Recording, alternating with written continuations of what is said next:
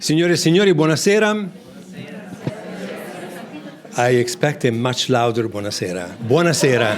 Oh, così, bene, perfetto. I'm delighted to welcome you all here tonight. My name is Stefano Albertini. I'm the director of Casa Italiana at zerilli-marimò. And we have a very special evening tonight for several reasons that I'm going to try to tell you very briefly because you're here to listen to other people speak tonight. The first one is that this lecture series, and this one is part of it, is dedicated to Alba Capriati by her sister, that many of you know, Giusetta Capriati, and she's going to tell us something about her family before we start with the lecture. Giusetta is a good old friend of the Casa. I believe she's one of the few people here who was actually present when Casa was opened on January 94. Who else was here? 1990. Giusetta, you're the only one. The living memory that can testify that we really exist and that we have been around since November 1990. So thank you, Giusetta, not only for being there that day, but for having been with us throughout all these years and for remembering the Casa at very different circumstances of your life. You donated a beautiful tree to commemorate your mom at Torino that I have the fortune that is next to my office, and it's a beautiful Japanese maple that changes color 4 times a year. So I have the red and the yellow and the green to keep me company and to remind me of the passing of the seasons, even if we are in the middle of New York, thanks to Giusetta and her love for the Casa and for our founder, the Baroness Mariuccia Zerilli-marimò.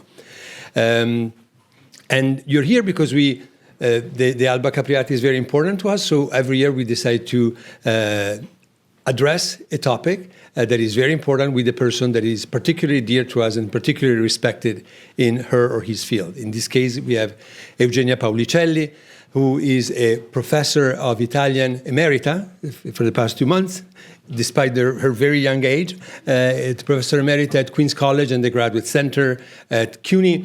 You can read her bio in our website. It's very well done. There are also 3 interviews that I think are very important to understand better her professional profile. Let me tell you that Eugenia, on top of being a professor of Italian literature, Italian studies, she is a founder and she's a pioneer. Let's step back with me for just a minute. A few years ago, some of you were here, we had with us the director of the museum at FIT, our dear friend, Valerie Steele. And Valerie was talking about her graduate school years at Yale. And when she was asked, what do you study? She would say, fashion. Most of the professors in the history department understood fascism. And they all went, oh, that's very good, the history of fascism, that's excellent. When she realized the misunderstanding, she said, no, I'm studying fashion, like fashion. And the facial expression on their faces immediately changed because they didn't think that fashion was actually a field worthy of being explored in the history department. Valerie was a pioneer in establishing fashion studies as an academic field.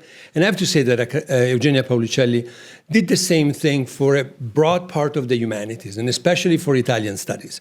She really gave dignity to the field of fashion studies. She started teaching it and studying it in a very rigorous and professional way. And she was able to find for herself and her school, because now she has students that have become professors in turn, a field of study that goes from sociology to feminist studies, to women's studies, to the history of art, and many, many other fields that somehow find an aggregate in fashion. So it's not only the history of clothes, but history of anything that comes with it, the culture behind it. And in this role, not only as a professor, but I would say as a public intellectual, establishing what is worthy of academic importance, Eugenia also curated several beautiful exhibits. The last 2 I saw at the Fondazione Magnani Rocca in Parma, absolutely stunning from a visual point of view, but very eye-opening from an intellectual and historical point of view. So we are delighted that she accepted our invitation to come back to Casa Italiana, where she has been several times, also as a founder of our series Addressing Style.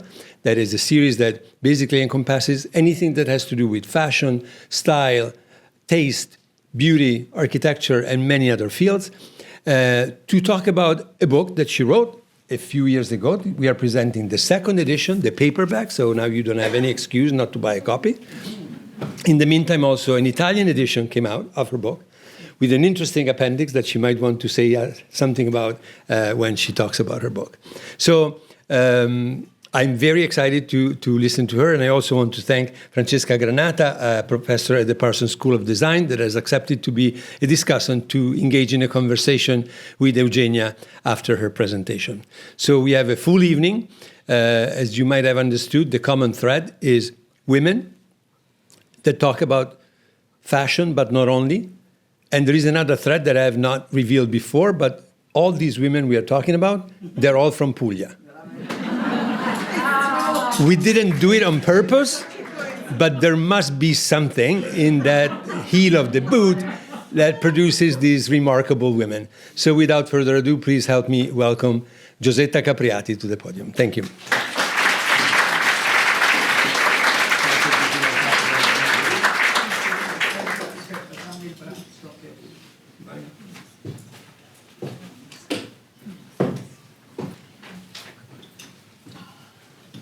Basta che tu dica next, c'è già quella della tua nonna, Giuseppa?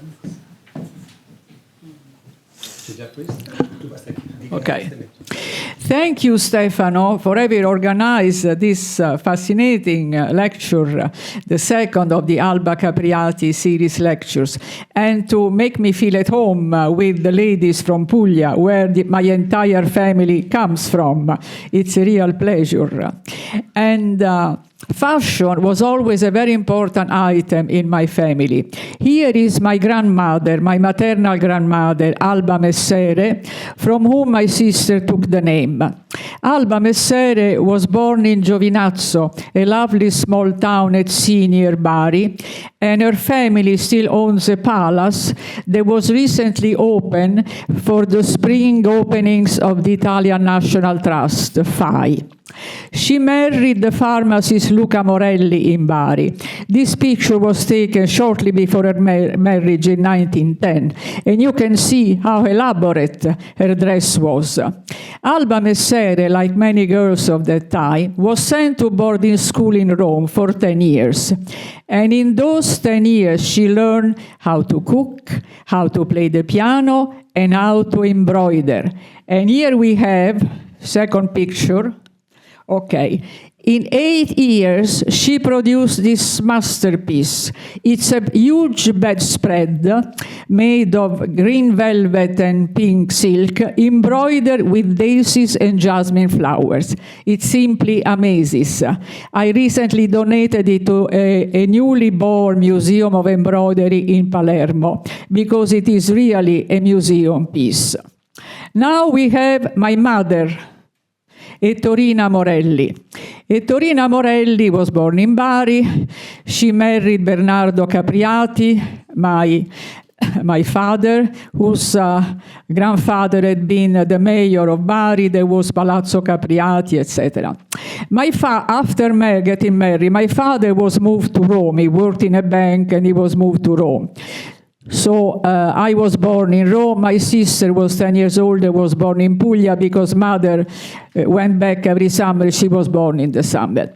But so they lived in Rome in the 30s. That's when the fascist regime got power. And my father never joined the fascist party, so he was penalized, never made a career in banking, and there wasn't much money at home. So my mother was not unable to afford the beautiful clothes that she loved. But she also had been in boarding school in Rome run by nuns. And not only she visited all the 400 churches of Rome, but she also learned how to cook and how to embroider and how to sew. So what she did, being very creative, she used her mother's clothes and adjusted them to the time. But she always taught my sister and I to be properly dressed, to match accessories, because elegance has very little to do with money. It has to do with taste and class, for which Italian women are famous around the world. And she taught embroidery to my sister. And my sister became a master at embroidery, knitting, sewing. And she made the dress for my dolls. She embroidered my first evening dress. And not too long ago, she produced, well, here is my sister Alba. And she has produced these two incredible items. Next picture, okay. You see on the right, it was a Russian shawl that I bought when I visited the Soviet Union in the 70s.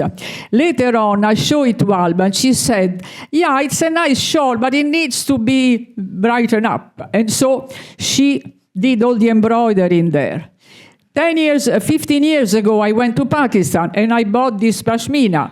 When she saw it, she said, how boring it is. No, we have to do something. And so she made this incredible embroidery. So this is amazing. Alba had skills, unbelievable skills in knitting. She knitted many sweaters for the family. She was good also at working at home. She hated technology. She didn't know how to use a fax. She refused cell phones, cordless.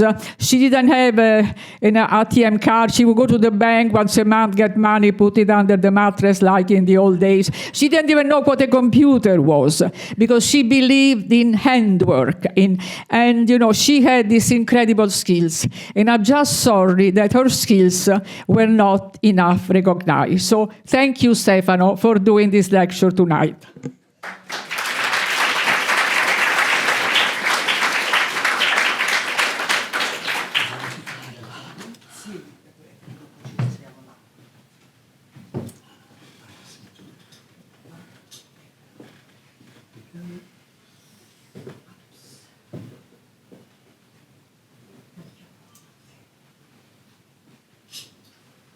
Please welcome Eugenia Paulicelli.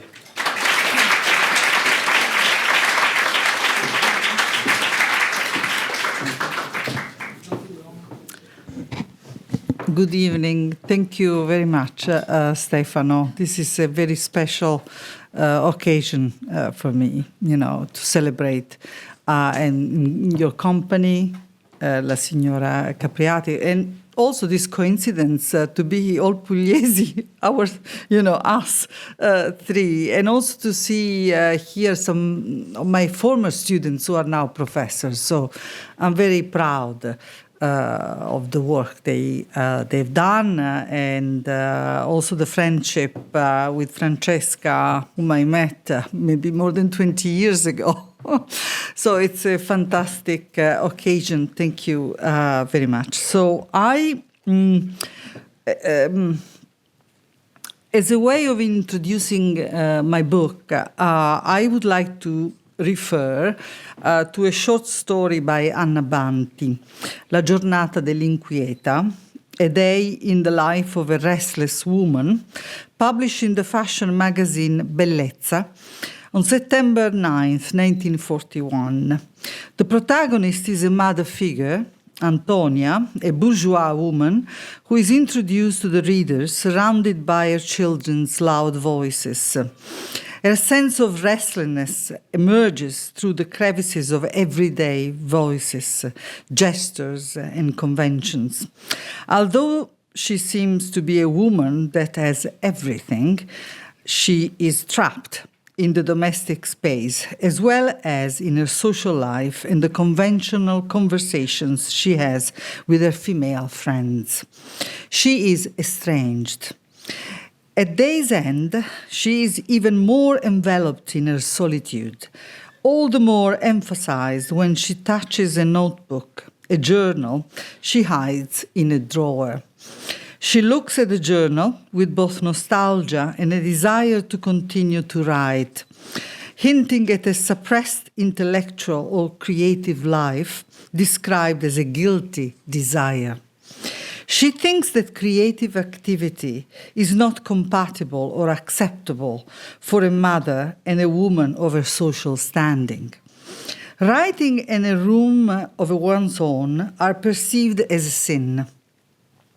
As readers, we too are left with a sense of uneasiness When I began to consult different periodicals for the first edition of Fashion Under Fascism, you see on the left the cover of the book that came out in 2004, I did not expect to find text like these in fashion magazines, and written by women writers such as Alba de Cespedes, Gianna Manzini, and others, some of whom would emerge more fully in the public space post-war literature.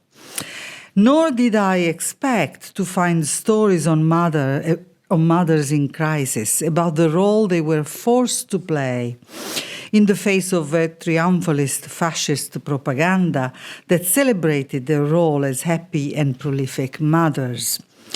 In this introduction, I would like to touch upon not only some of the contradictions that characterized fascism as a whole, and especially gender roles during the years of the regime, but also to highlight the work of women as cultural producers who, on the pages of fashion magazines, negotiated new images and roles of femininity during a dark time.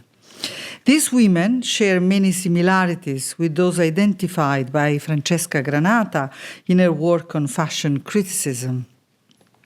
In the second edition of the book, I decided to include some of these texts in the appendices of both the English and the Italian edition. The role of women is quite central in the study. They have an active role in the production of fashion as entrepreneurs and designers, as in the case of the Fontana sisters and others, and as participants and actors in the fashion industry as models, actresses, and makers. Let me focus on four major thematics or modes that form the structure of my study. I would like to consider them as points of departures for opening up our discussion this evening. They are the why and how of fashion and fascism, the role of women in questions of gender, the relationship between the regime and the media, film and newsreels, as vehicles for disseminating and advocating for an Italian fashion. Fashion for export and the question of race and colonialism. As my opening remarks suggest, the study of fashion reveals above all the regime's contradictions and the points of fracture inherent in its totalitarian project. Fashion is a window into how both the regime and Italian citizens negotiated the space between the poles that characterize fascist ideology and its vision for Italy, uniformation and differentiation. I felt compelled to work on this new edition of Fashion Under Fascism as part of the gradual development of my scholarship, and due to my approach to the field of fashion studies, Italian fashion, historiography, and methods. In my later studies, I have focused on the question of the origins of Italian fashion and its crucial role in the process of modernization that took place in the years of the fascist regime.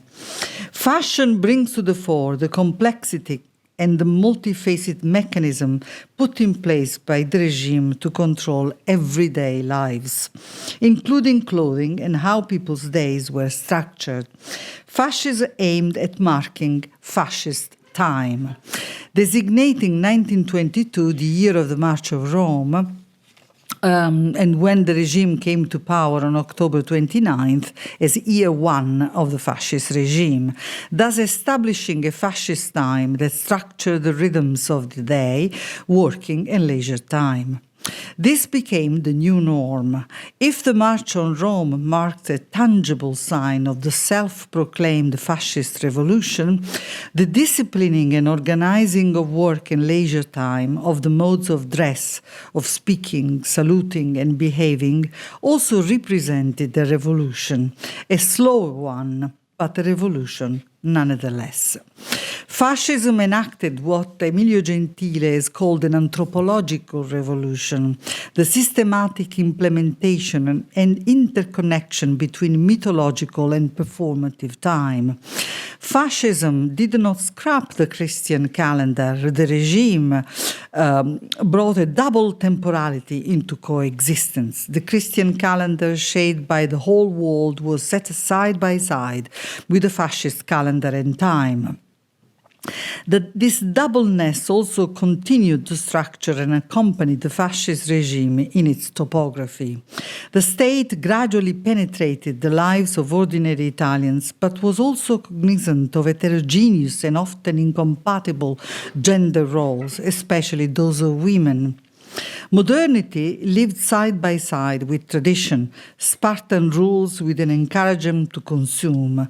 In marking the new fascist time, the regime paraded its power to control history and write a new phase for the Italian nation and for Italians. The regime acted organically in the project to fascistize the masses and create new Italians. But the newness was in many instances more apparent than substantial. The recent liberal past from which fascism wanted to break was not completely discarded. The distant past of Romanitas and the Renaissance were recast as mythological moments that the regime embraced, reused and upcycled to create a new narrative of the nation. From the very beginning, fascists understood the power of clothing and the philosophical and psychological process of embodiment. Biopolitics and the politics of image were used for political propaganda, but also for commercial use. As I highlight in my book, a parallel and contradictory process takes place between the development of implementation of the many fascist uniforms, especially following Starace's reform on customs that rested on strict anti-bourgeois principle, and the institutionalization and development of an Italian fashion that rested on bourgeois and individual principles. I go fast with some pictures. I will not comment. Maybe later we'll have the chance because I want to show you some newsreels. So you can see all these parts of the institutionalization of fashion. So the choreographed spectacle of costumed bodies that paraded and walked in the innumerable fascist public rituals ran parallel to the fashion shows organized in several Italian locations as documented in the Luce newsreel. The Duce himself is on record as wanting to create an Italian fashion. This is a quotation from Mussolini. He was, though, far from being the first to launch such a proposal. Fascism concerned to have an Italian fashion was but one more sign of continuity with both Italy's past and, just as importantly, France. Already during the establishment of the hegemony of French court society during the ancient regime, fashion played a vital role in this complex economic, political, and cultural process. By the 19th century, French couture had been institutionalized.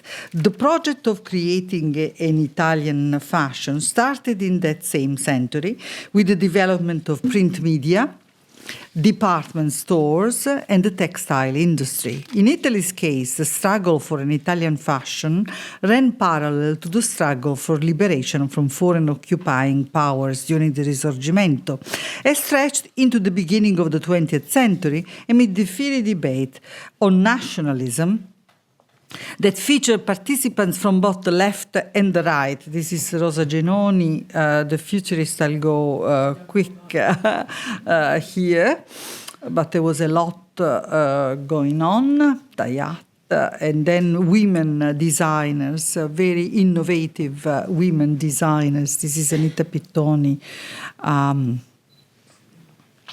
Lidia De Liguori, Lidl, and this is Gianna Manzini. As with other industries, so the idea was then the aim of a creation of an Italian style that could compete nationally and internationally. So a nationalist project that was given international reach. So the process of creating a national fashion identity was the first step toward exportation and internationalization. As the success of the Italian production of rayon confirms, I will touch later with a video. As an industry and as a system, fashion positions itself and thrives within centrifugal and centripetal forces. Out of this is born, in the fascist version of modernity, the coexistence of opposing images and forces. The Massaia Rurale, here I'll go again quickly, the folkloric dress, and this is important because Emma Calderini was a costume designer, a journalist, and she wrote an impressive history of folkloric dress in Italy, in the different regions of Italy. So modernity and dynamism woven with stitches of nationalism, civil and military uniforms and bourgeois dress, the many versions of local Italian folkloric dress, the Massaia Rurale, who were exalted by the regime and were translated and adapted to bourgeois fashion. You see, this is an example. This is why in the fashion films produced by the Istituto Luce newsreels or in feature films, magazines and other propaganda documents of the period, it is Italian fashion that is emphasized rather than fascist fashion. The Istituto Luce, so with the Luce newsreel, we have the first cinematic documentation of fashion shows and parades made with the specific aim of advertising Italian products. Italian fashion was promoted using professional models as well as by actresses in feature films. As studied by my colleague Elizabeth Wissinger in relation to the role of models and the modeling industry in the United States, in Italy too, the fascist regime aimed at selling, and I quote, images of fashion as path to modernity, where models led the way into a consumption-defined lifestyle by showing goods as a way to become part of the consuming community. This is, I'll talk, because some of the photographs are from archive, photographic archive, another one in Puglia, my hometown, that similarity of this portrait with the actresses, so which means that also in the south, in Puglia in this case, the magazines, cinema were circulating. Okay, now I have to show you this. This is a newsreel about La Rinascente.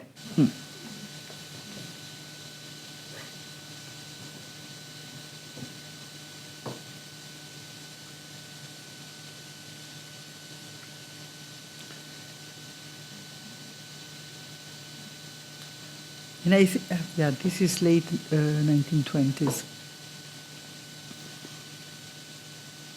And it's silent. Later on, the other newsreel have commentary, but this one is just. But you have an idea of the stage, the Rinascente department store, because there were many fashion shows in many different spaces, including department store, as it was in the U.S. There is a long history of that. In the U.S. was exactly. Exactly, because si chiamava Le Città d'Italia, and then Gabriele D'Annunzio found the name La Rinascente. Yeah, which is today, still today is one of the most important department stores. And so department stores were important already in the 19th century, important in Italy. And they, in Naples, for example, in Rome, many cities.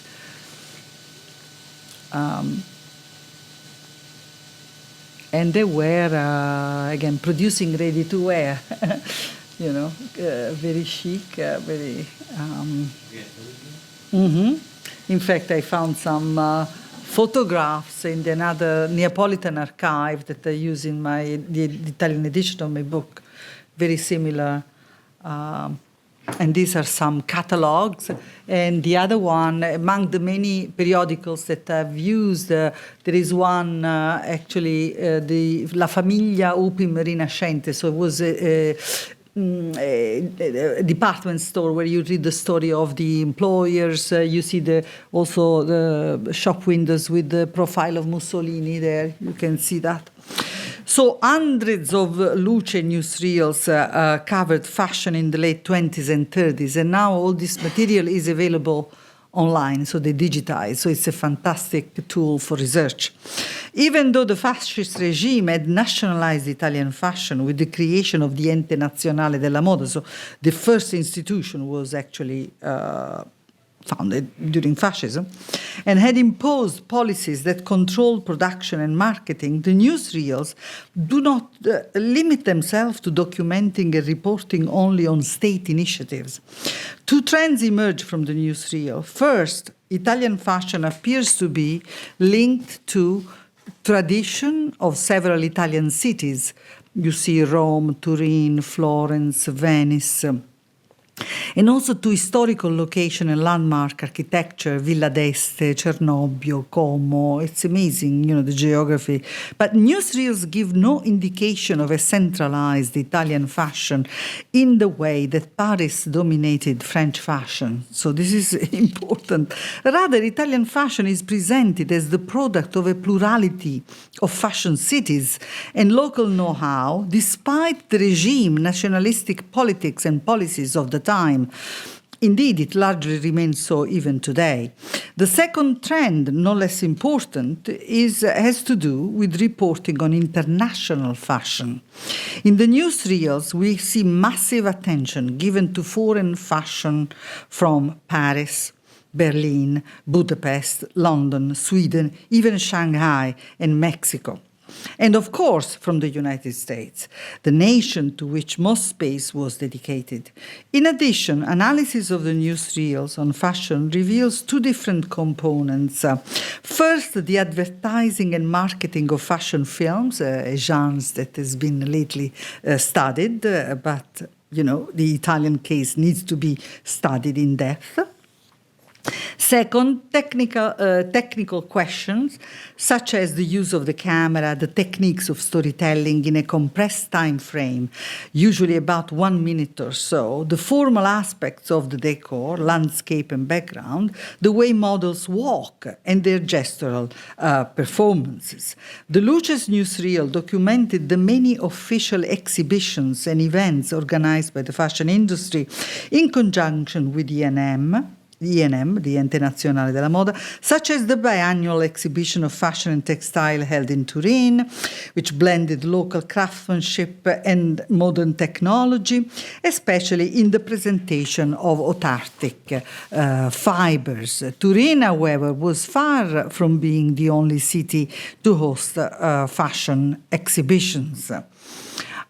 Here is a shot from a feature film. In the book, I also refer, in this case, I reframed the references to these two important films, the white telephone genre, so such as Contessa di Parma, directed by Alessandro Brasetti, and Grandi Magazzini. This is a shot from Grandi Magazzini, department stores, directed by Mario Camerini. And they show a number of similarities both in film and commercial techniques, also with American film at that time. Both films contain, in fact, also explicit tie-ins for clothes and accessories items, a marketing ploy, akin to the more recent, and now the word from our sponsor, or product placement. However, as their title suggests, here are some scenes, Vittorio De Sica e Assianorias in Grandi Magazzini. This is the opening shot of Contessa di Parma, which is clearly advertising Ente Nazionale della Moda, so the approval, right? Excuse me? Yes, Ente Nazionale. And then the sartoria in Turin, Marie Mattei was a very important sartoria in Turin. Is even mentioned in Antonioni's Le Amiche at some point. It was very important in Turin. And furs, of course. However, as the title suggests, the film points towards two different branches in the fashion industry. Contessa di Parma is set in the world of alta moda, produced by highly specialized sartorie, grandi magazzini in the more affordable world of the ready-to-wear for the mass market. Blasetti's film is associated with an aristocratic name, Contessa di Parma. Camerini's references the more popular department stores, the institutions that since their inception in the late 19th century contributed to the spread and development of the ready-to-wear. This is some of the fashion show in the film. I want to show you, this is Mirafiori, because among the in the Contessa di Parma, in fact, we have some references. Gran folla è convenuta al campo di corse di Mirafiori per il premio della moda, che è stato preceduto da una riuscita presentazione di eleganti modelli italiani indetta dall'Ente Nazionale della Moda.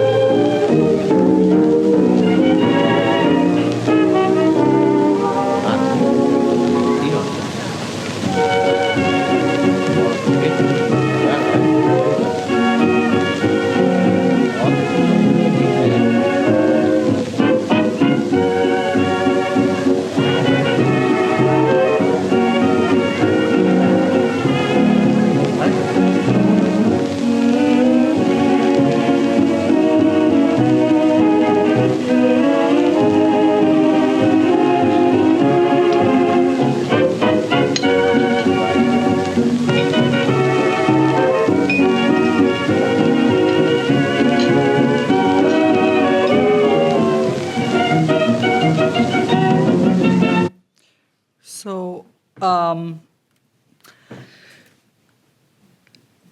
1936 was a crucial year for the regime. On May 9th, 1936, from his balcony in Piazza Venezia, the Duce announced the foundation of the Italian Empire after conquering Ethiopia and the Horn of Africa.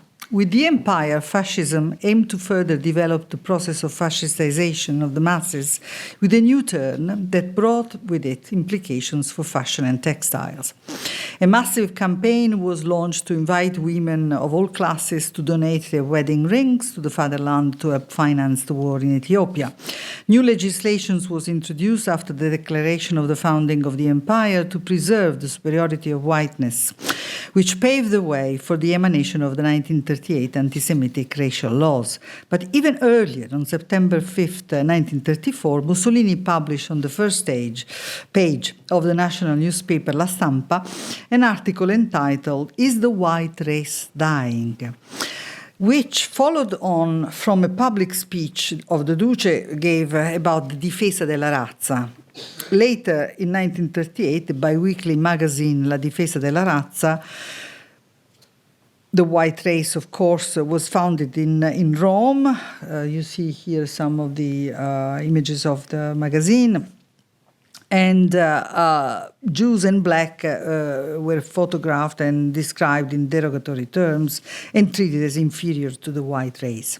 Mussolini's article and speech are strictly connected to the famous Discorso dell'Ascensione 1927, where he launched the first appeal for a demographic campaign. In the article, in fact, he states that he was sending the first warning cry of the gradual decline of the white race, which had already invested several European nations as well as the US. Mussolini concludes that for Italy and the other white race countries, demographics were a question of life and death. He expressed a fear, in his opinion shared by many conservative leaders in Europe, that the growing Asian and African populations would eventually lead to the disappearance of the white race, an early version of the Great Replacement theory espoused by today's far-right white nationalists. Race is strictly linked to the demographic campaign. Its aim was to produce more Italians and therefore more soldiers to serve in the upcoming colonial war, an expansion, and later to join the alliance with Nazi Germany, which sealed the fascist, imperialist, and racist dream. Although fascism emanated a series of laws and rewards for prolific mothers and families, all supported by a massive propaganda effort, the demographic campaign failed. After the invasion of Ethiopia and the declaration of the foundation of the empire, the regime initiated a more rigid and organic campaign and legislation on race. Mixed marriage between Italian settlers in Africa were forbidden. Mixed blood children who were born of white parents were not given Italian citizenship. Fascism implemented a politics of clear and strict separation between Italian nationals and indigenous populations. But how did the new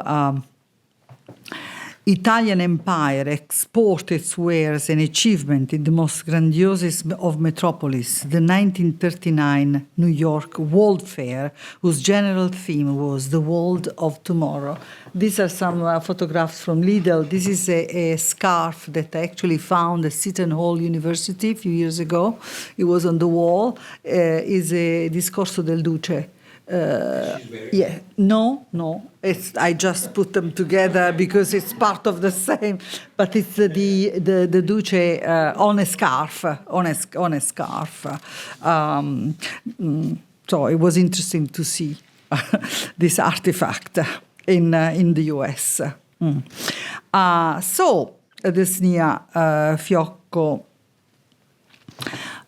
Although New York was a major, so it's important because the 1939, so I did some more work on this part that was not, the first edition of the book. So although New York was a major national hub for clothing manufacturing, in the 1930s, the city was in the throes of a major transition to create its own fashion industry. Hollywood cinema and costume designers such as Adrian or Travis Banton and others had a huge impact in the launch of a glamorous style. However, American fashion was far from being as attractive as Parisian couture. And so, although in a completely different cultural, political, economic, and geographic context, both Italy and America shared a similar anti-Parisian project. In the 1930s, several important initiatives advanced the parallel project of launching American fashion in New York as a city of fashion. It would become in successive decades. It was during this time that a group of prominent women, including Eleanor Roosevelt, Edna Woodman Chase, Dorothy Shaver, Kerma Snow, institutionalized the Fashion Group International, which was charged with promoting and organizing initiatives around the launch of an American fashion, while emphasizing the role of women in the industry. The New York World Fair was an ideal space to showcase American designers and to launch American fashion and New York as a city of fashion.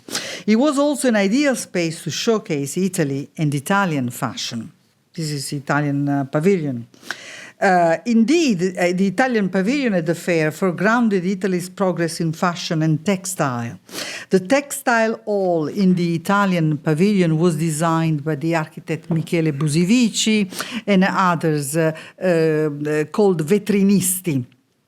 A new profession, right? The window display in the 1930s, exhibits of medieval craftsmen, etc.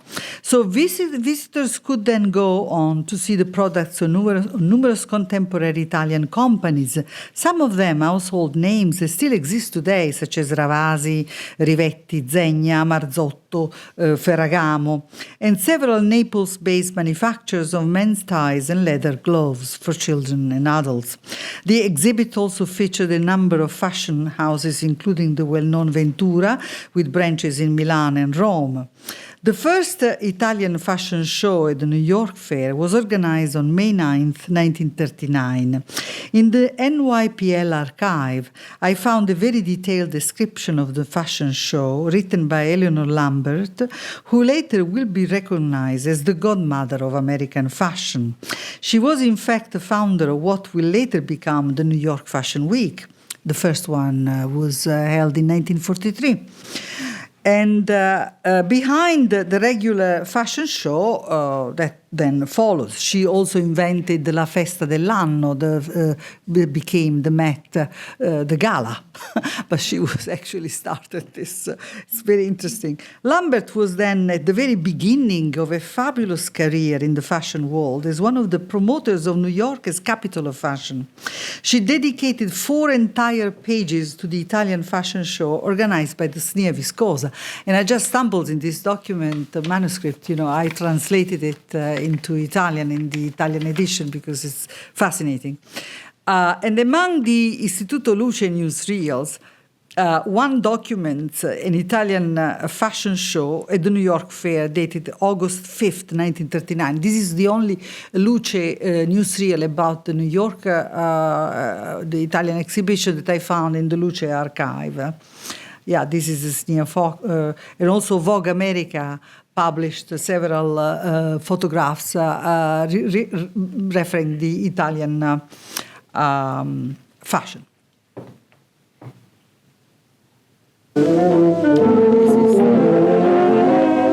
Successo dell'alta moda italiana nel nostro padiglione della Fiera Mondiale di New York.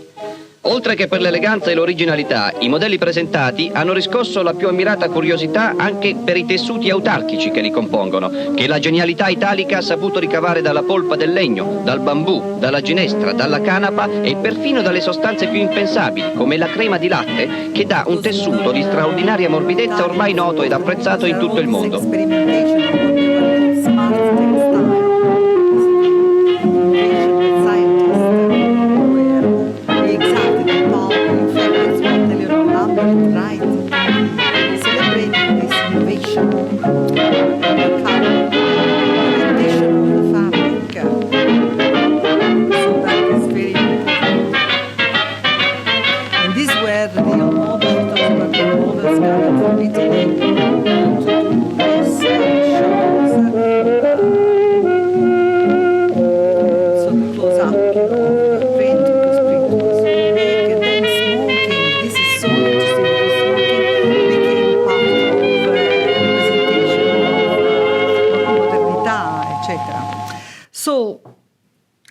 I started my presentation with a reference to the writer Anna Banti.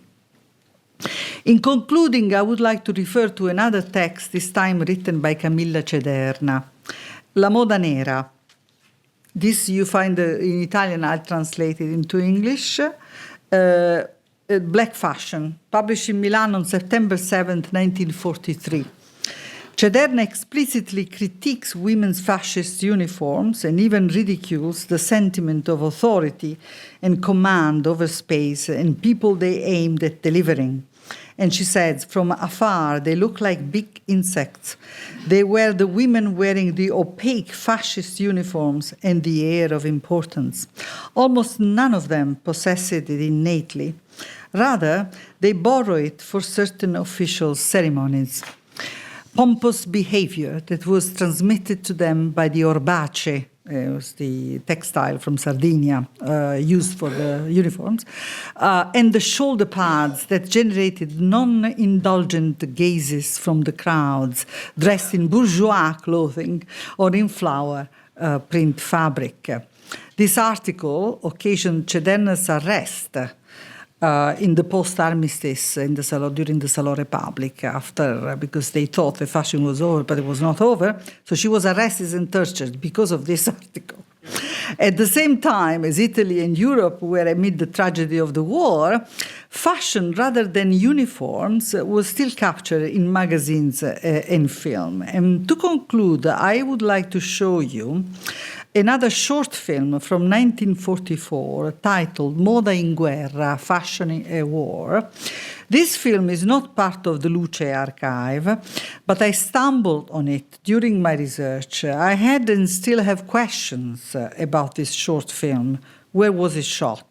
Who was the model? And above all, who was the inventor and maker of the wearable technology, you'll see in a moment, we will see the wristwatch that, like a treasure box, hides accessories to enhance appearance like a portable beauty case, a mechanism and a device that enables the wearer to use fashion as a technology of the body.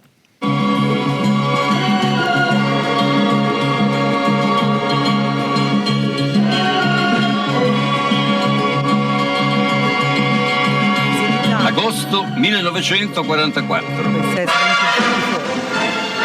Dietro le linee del fronte in quegli anni, la vita mondana continua con i suoi soliti riti. Defilé con vestiti di stoffa sintetica, taglio semplice con qualche civetteria. Per gli ufficiali è di moda regalare alle loro donne un necessaire portatile per il trucco.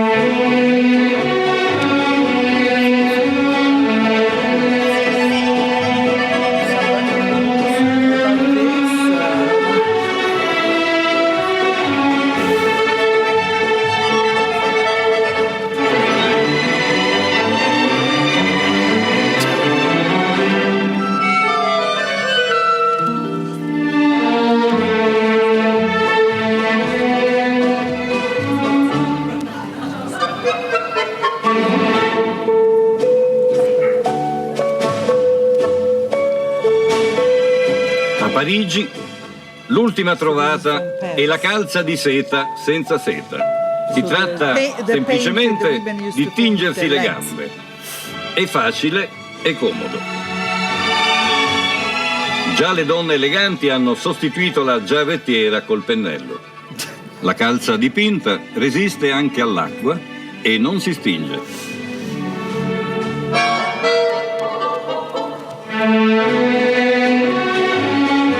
C'è da aggiungere che la calza dipinta è indemagliabile.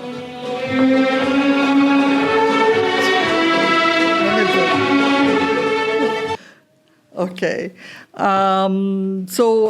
Thank you. I will now give the floor to Francesca so we can address some other questions.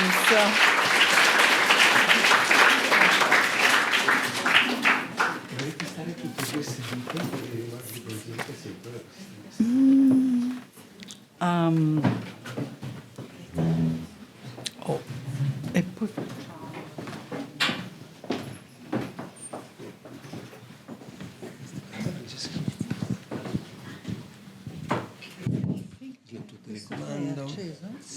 Sì. Prego.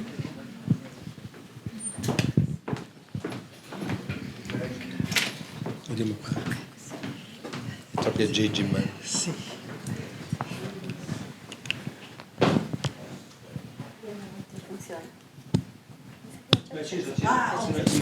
Grazie. Thank you so much, Eugenia, for that wonderful presentation and the richness of the presentation, the images and the reels. As Stefano was saying at the beginning, your book has been incredibly influential to the field of fashion studies, as it was an early study of the political role of fashion and its centrality to the formation of national identity. It was also the first study of the role of fashion in the interwar years in Italy. Fashion studies, as you know, has grown within those years from the publication of the first edition of your book to now, and has incorporated new approaches of framework, post-coloniality, the colonial approach, intersectional feminism. And I wanted to ask you a bit of a general question as to what prompted you to work on a new edition. And I know you have incorporated many of these approaches in your old edition, but even more so in your new one. And I was also, this is, I guess, a three-part question. I was also curious if the current resurgence of populism played a role in you wanting to revisit this very important text. Yes, thank you very much, Francesca, for these remarks. Thank you very much for your remarks and the questions. Let me say for the first thing I want to say is that it's such an important historical period to understand the long history, let's say, of Italian fashion, that we cannot, and it's been a lot of, let's say, not in-depth studies, that also, so I really wanted to explore. And then, as I think, in going back, because of the growing, scholarship and the framework, and also the teaching, the dialogue with colleagues, scholars, students, sort of, pushed me to really reconsider. Was such an, to go back and reconsider that period. And then again, I also realized that so much that needs to be done in that period, because there are so many archives, to be discovered. So, and also, as you underlined, the question of populism and the far-right movements, and all the political changes that have been occurring in the US and in the world and in many places in the world also pushed me towards the study of historical fascism, and so Italy, and also because it's such a complex period that need to be studied, looking at the many faces, the complexity, and how fashion and dress can really reveal, even in a more tangible way, these kind of contradictions, because fashion is a concept, but also materiality, embodiment. That's why I sort of went back to this idea, and so the black shirt, the uniforms, all this complex regime of mediatic, but also embodiment, is the idea that you belong, your body has to behave in a certain way, and also the culture, etc. So all these things, fashion translate in concrete terms. Abstract concepts. And also contradictions, way of negotiating or resisting the code. Yeah, this kind of almost answered my next question, but I'll ask it anyway. I think another important point your book makes is the way fashion, as you were saying, was also co-opted by the regime concomitantly with other forms of visual and material culture, chiefly cinema. As you write, the regime attempted, and here I'm using your word, to, quote, combine aesthetic and nationalism to discipline the social body. However, you also propose a framework to theorize modes of resistance within the fashion industry throughout this year, what you call the centrifugal versus centripetal forces. And I was hoping you could speak a little bit more about that. Yes, in fact, how do I go? Is it working? Sorry. I want to show some picture. No, this is going to work. Yes, I want to mention sport and uniform and women. I referred before the fact that besides, the Farnesina, of course, for men, so there was Orvieto, the school for women doing, different kind of physical educations. So other magazines like Lo Sport Fascista, so all these uniforms, you have seen also some references to at the Casa Italiana. Actually, there was this exhibition that you had just some time ago, recently. Sorry, I have to go back. But what I found, that even in this idea of the uniform, something that, again, as I referred before, was considered as against fashion or non-bourgeois, so the idea of disciplining so that you, with the uniform, you don't, is not an individualistic choice, right? So, but fashion, it's a porous entity. And so there all these fields like the sport and the uniforms can inform fashion. Look at this. These are the magazines.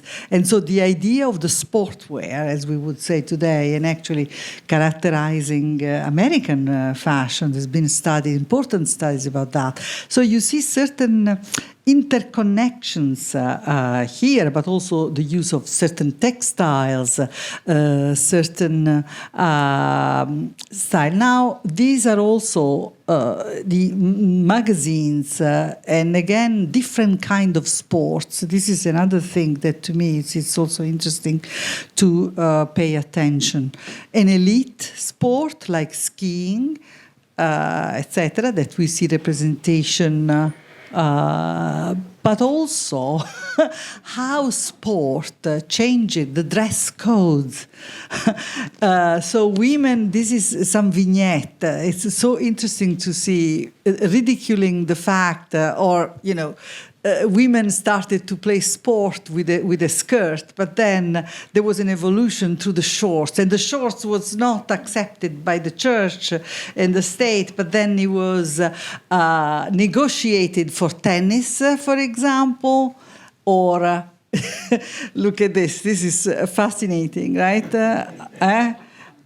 So the elegant woman. So then all this, the idea of the dress codes, but also the shorts, as we know, then has become also part of fashion, and not just the. So changing the. Sorry, I have to go. No. Ok. These are giocatrici di pallacanestro, basketball in Piacenza, and they were called palla al cesto. So women showing their legs, in shorts. But soccer was not intended for women.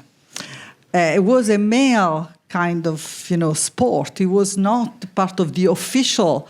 But women in Milano, for example, they got together and they created a club, to play soccer. And I found recently this novel, Giovinette, that tell the story about these young women in Milan. Some of them were also seamstresses. So they decided they wanted to play soccer. And so, and even if there was not intended for them, they created their own club, little by little, as we know. So this is an initiative, again, the negotiation within a space of uniformation. So you find the initiatives of women themselves to create their own space, their own freedom, their own way of breaking the codes, and then lead towards innovation. So this is what I mean, that also noticing the way they're dressed, the way they were presenting themselves, the negotiating of what to show a body, etc., like the sumptuary laws in the Renaissance. So it's quite interesting to see all those mechanisms. So, sure. Yes. I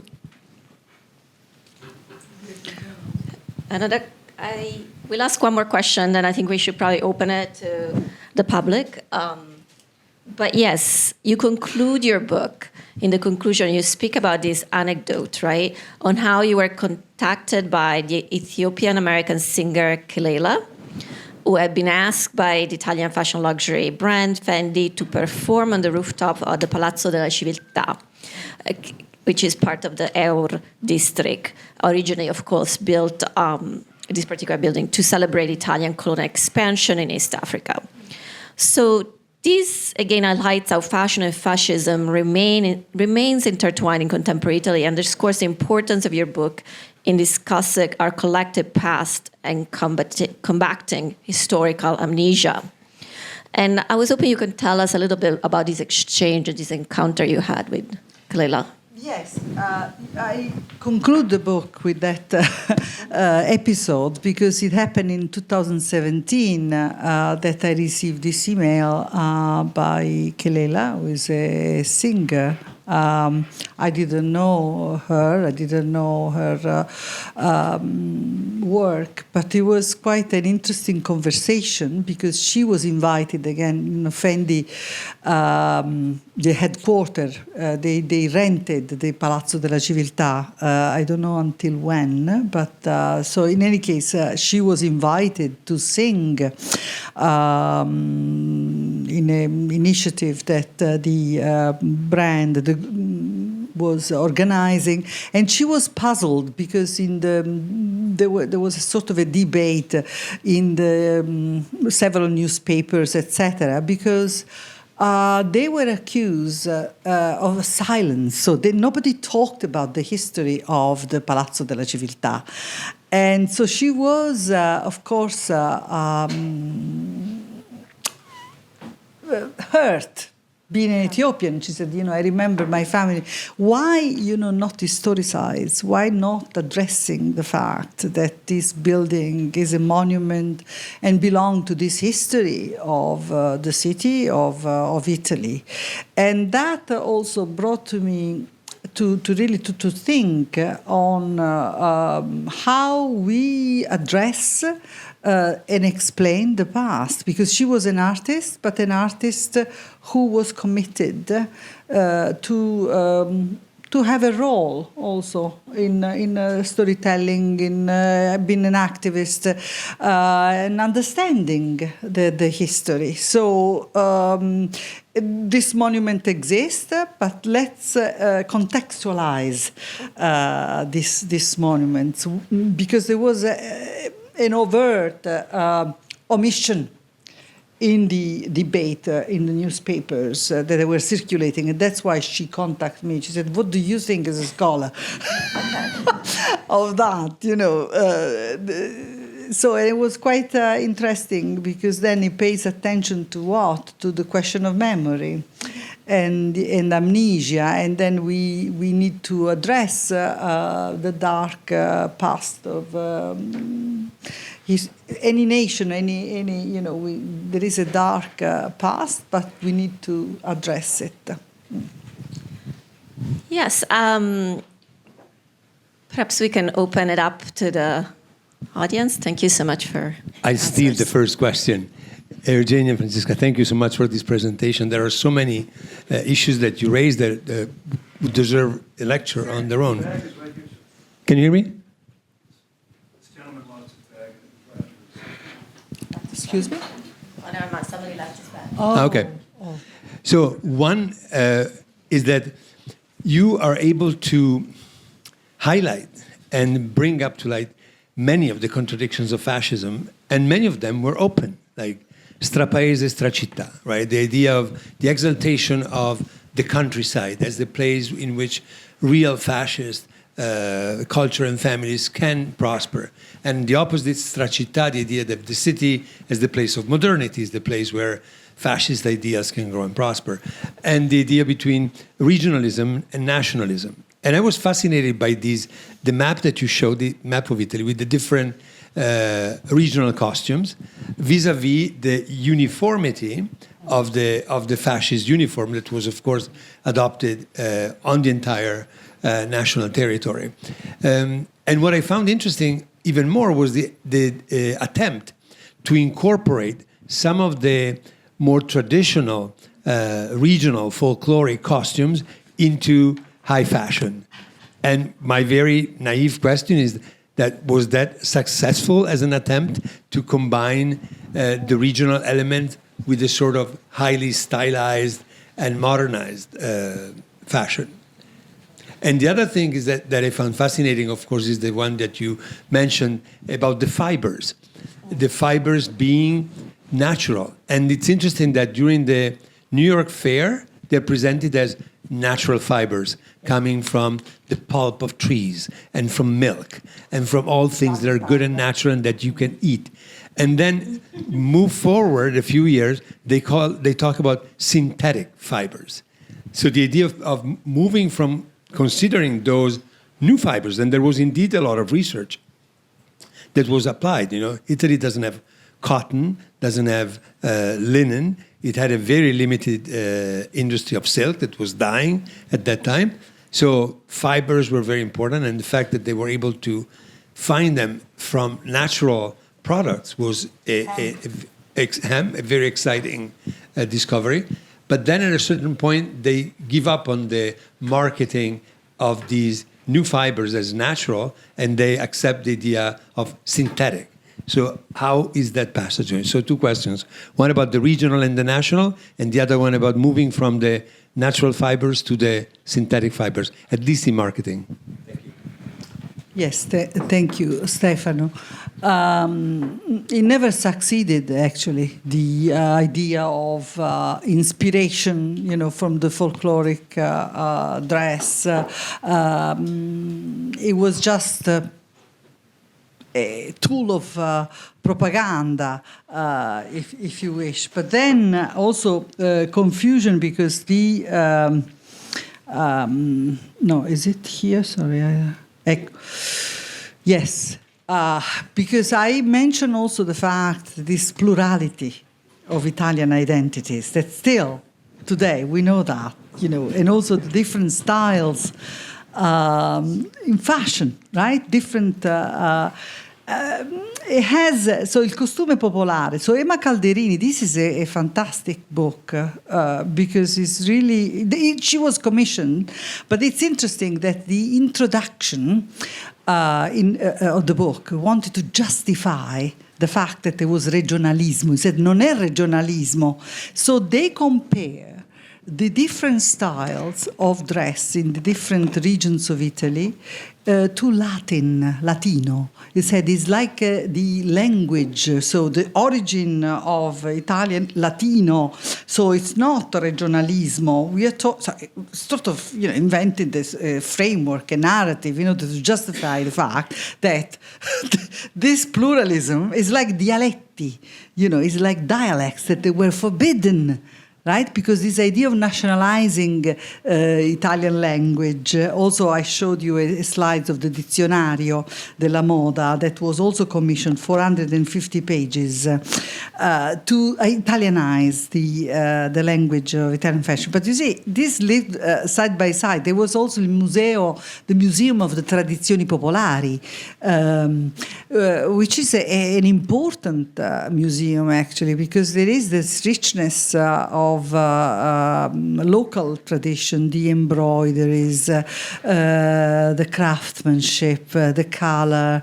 It's just a history that needs to be actually studied. They did, for example, in the contemporary Dolce & Gabbana, they used immensely this idea of the folkloric in a certain, they even had a fashion show in Puglia, by the way, with 21st century sort of massaie rurali.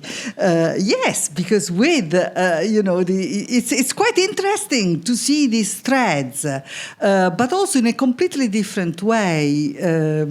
Dolce & Gabbana also, they use it also to show the couture, because there is a lot of, make by hand. So it's a very complex, but it's part of our history, Italian history. and it's a long history. So for example, the genre, the photographic genre of la carte visite in the 19th century.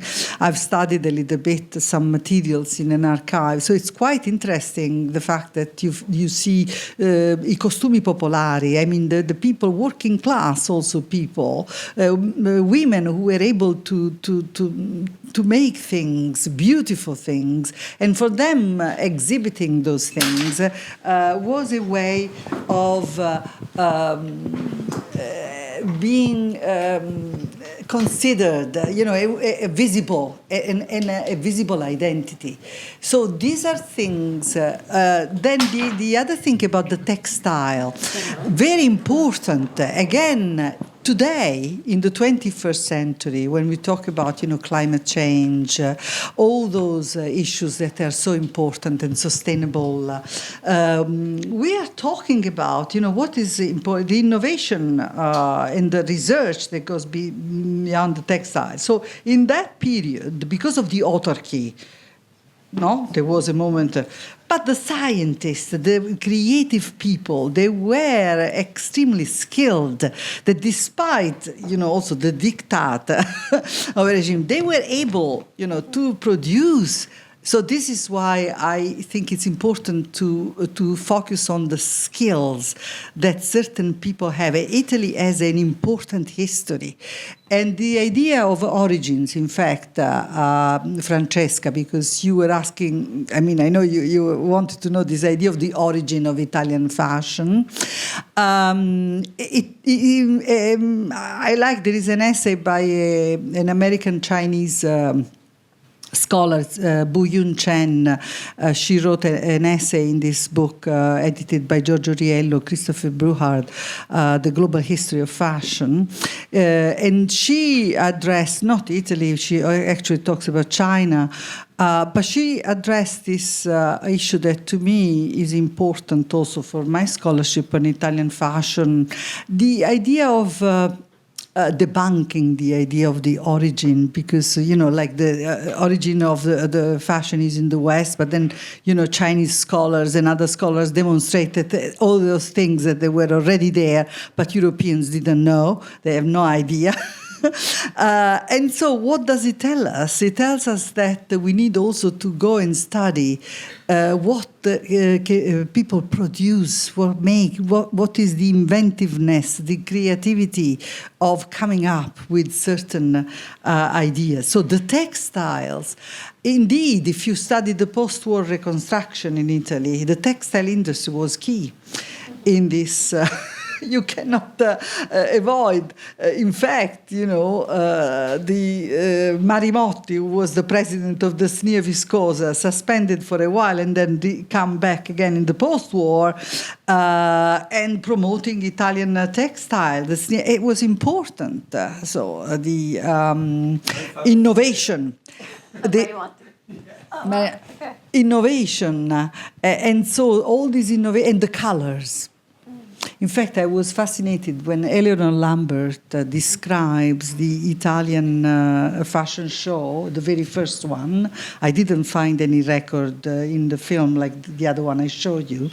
But she talks about colors, which is another thing that to me was so fascinating because, we know that there is a tradition in using colors in the textile, in the print, in many designers.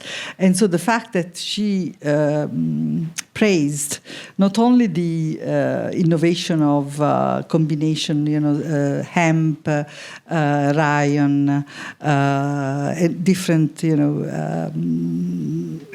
textile produced by the Italian, the SNIA and other industry. The idea of combining color, style, the certain taste.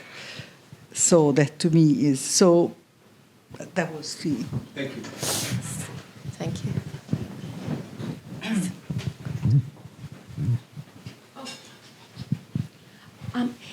Yes, Professor, you said that the fascists came to power at the end of 22. And when I think of the 20s, I think of the flappers. and I noticed you showed a video of a fashion show, and there was kind of a flapper style with drop waist, but longer than what I've used to seeing. So I'm wondering if you could just address the flappers and how that was received by the fascists. Well, okay. There is the Italian, if you wish, sort of idea. So there were two models of different femininity. La garçon was la maschietta, that they didn't like at all. Oh, condemned completely. So women with short... That would have been the equivalent of the flapper, right? Esatto. So because there was la garçon, in fact, in the in the dictionary, the Cesare Meano, this 450 pages, there is an entry called la maschietta, and there is a description on how they condemn. Absolutely. So that kind of model of femininity. And then the other one was la donna crisi. They were called la donna crisi. Natasha Chang wrote a book about that. La donna crisi, thin, a very thin, because it had to be more, kind of a mother, prosperous. So la donna crisi, in fact, there are vignettes, they are condemned because they smoke, they are completely, so condemned, absolutely, yes. So it was not in the propaganda. Yeah, but they still circulated. But they were circulated, exactly. They existed. So that's the, like also some creative people and women, they went to Paris. They did. And, they went to the shows, they took ideas, they translated. It's interesting because, talking about nationalization, it's all contradictions here because, Rome was the capital, right, in Italy. But then, during fascism, so Mussolini decided that the capital of fashion was Turin. Why? Maybe because he was close to Paris. But Turin was a former capital of Italy before fascism, right? So in Italy we had a different, Florence, Torino, and then Roma. And it's interesting that this alternation of capitals are also alternation of fashion capitals in Italy, because each of these cities, they have a strong identity, which is particular of Italian history. It's not the same. It's the way, right? That's very different than France. Where you said Paris is the center. And then also the South now is, so that's a lot of interesting, no? Especially Puglia. In Puglia, yes. Le Costantine, for example. Che la Curie, no? La Curia. Yes, the Costantine. Would you say that they condemned the flapper style because of its lack of coverage? Of the but body? Also the behavior. The behavior. It was, kind of too transgressive. You see what I mean? And challenging gender stereotypes, right? Exactly, yes. Too masculine. Yes, or too liberated. You mean with the bob haircut? Yes, but also in fact, in the description in the dictionary, they said, "Oh, what a scandal that the mothers want to be like the daughters.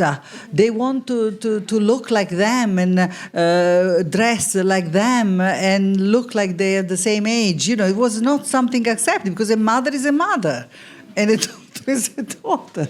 So it was, interesting, that kind of. But then again, they were, as I said, also in the representation in motherhood, you had these stories of women writing in the magazines. But think of, I don't know if you have read Alba de Cespedes, Nessuno torna indietro. It's been translated last year. There is no turning back. It's a fantastic novel. It's a marvelous novel. And Alba de Cespedes was writing on the magazines also. In fact, I included in the appendix one of her stories called The Eve and the Feathers, which is fantastic.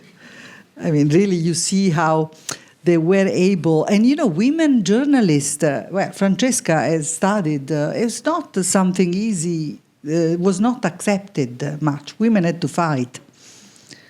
Yes.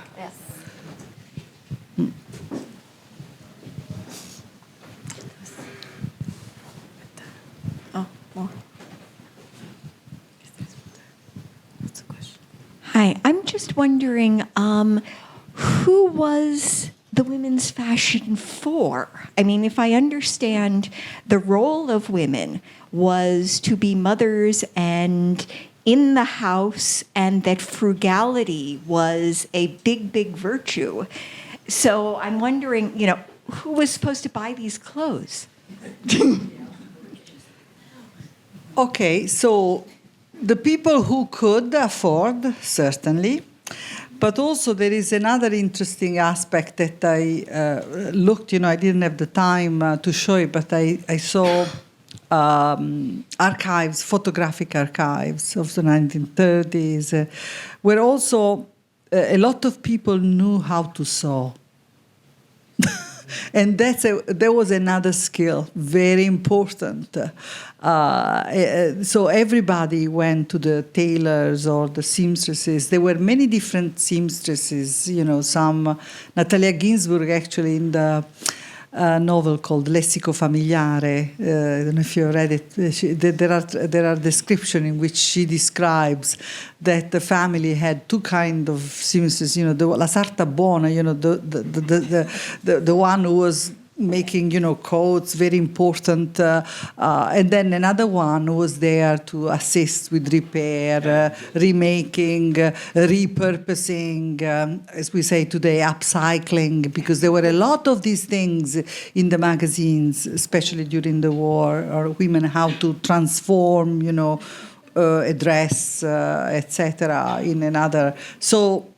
And that's why it's important to appreciate also what Alba, what la signora Capriati was saying in the beginning of your sister, the appreciation of that skill that has been not considered important enough in the history, right? So that manualità, the fine Italian hand, as was described in the American magazines, Italian fashion in the post-war.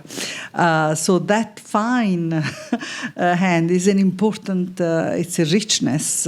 And I think that also saved people who were able to, to sew. Actually. Everybody can buy patterns. Excuse me?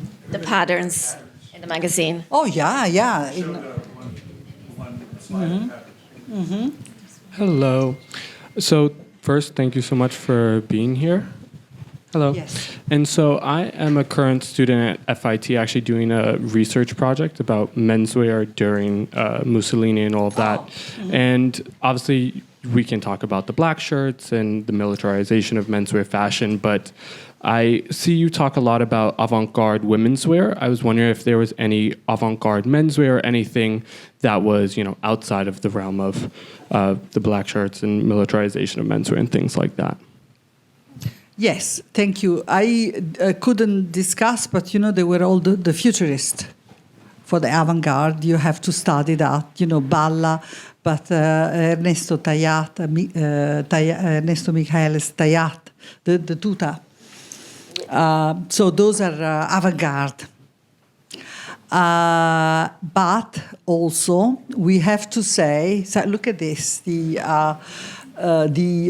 deconstruction of masculinity, really, in the sense, it's amazing. It's a revolution. It's a revolutionary. It's a sort of changing the...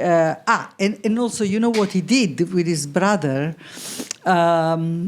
First of all, this is the principle of what we call today zero waste. First. Secondly, he did... He did, look at the shoes. Also, he had shoes made for him in Florence, and he had shirts made for him in Florence because he didn't like the rigid collar of the bourgeois. So he liked it's just. He worked for Madeleine Vionnet. He designed the logo. But then he had this idea of revolutionizing and Balla the same, creating a suit for men that was not dark but color, all deconstructed completely. This idea. These are some of his designs, and in Rome there is Casaballa. But you also have to consider the tradition of tailors in Italy, which is also important tradition again. For example, do you know the luxury brand Attolini? Have you heard of it? Cesare Attolini is on Madison Avenue, is in Bergdorf Goodman in Naples. Cesare Attolini, the grandfather, they tell the story, the grandfather in the 30s, he deconstructed the Savile Row jacket. Because he said it was not adapted, for the weather in Naples. He said, in Naples, we cannot use that. We have to completely redefine. I mean, this is just so that's why you have to dig. There's so much research, in my opinion, that needs to be done. Also, the sport and the tailor. There is another important example, fascists, and also the Rivetti, so in the Piedmont. So Marzotto, so these brands that also were important in the post-war, etc. So they elaborated the ready-to-wear, the suit for men. Okay, in fact, that's also in history there. There need to be traces back, to that period. And also the production of the uniforms, actually, as you know, because if you are a student, you know also that the military was important for the US, right? So the creation of the military uniforms for the ready-to-wear industry in the US, and it's the similarity in Italy, because there was also this idea of the production. That's why I said it's a contradiction, because on the one hand, okay, the production of all these uniforms as described as anti-bourgeois, but they had certain industries that they were producing these uniforms. So, which means they had stores that they sold the uniforms. So they had to be, studied the sizing and all that. And that happened at the same time where they were also studying and producing ready-to-wear for men.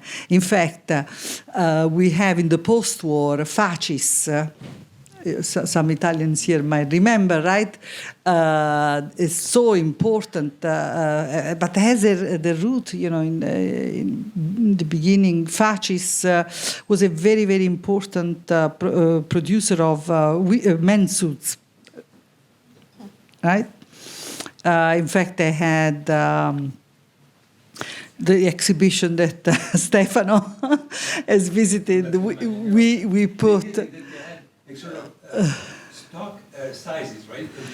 Yes. They started the idea that you could go to a store and have a certain size, and then they would do minor changes, minor adjustments to bespoke it, but it was standard sizes, and that was the beginning of mass production. Absolutely. So this study of sizing, because, for example, America, the US was much more advanced than Italy in terms of the sizing. So they, traveled, consulted, but I would say if you have to use, so look at the avant-garde, look at also the way the uniforms and the productions of the uniforms, and look at these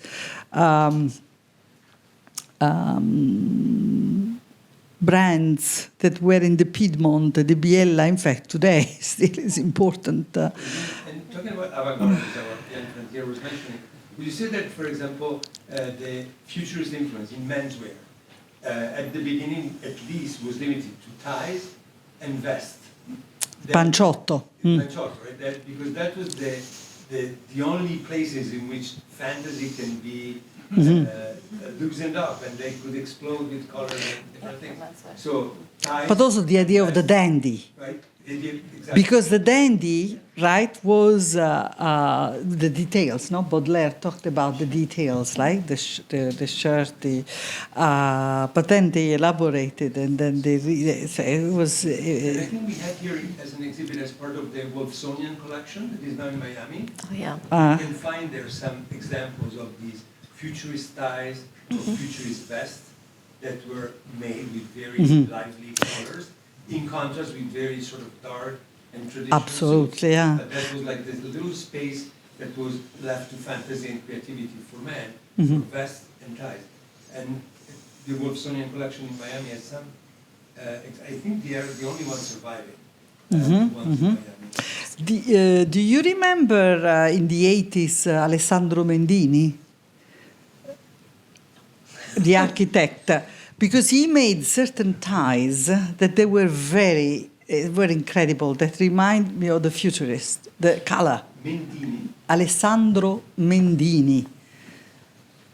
I'm going to go on eBay directly. Ma non so se ci sono ancora le cravatte. I mean, but he was a fantastic designer. He designed furniture. Yeah. If we don't have any other question, I would like to thank once again Giusetta Capriati for endowing the lecture series dedicated to her sister.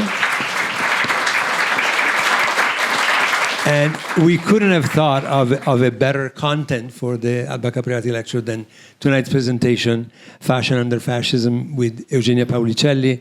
And thank you, Francesca, also for the brilliant interaction with Eugenia. There are copies of Professor Paulicelli's book upstairs, and she'll be happy to sign them for you if you buy a copy. Thank you. Thank you.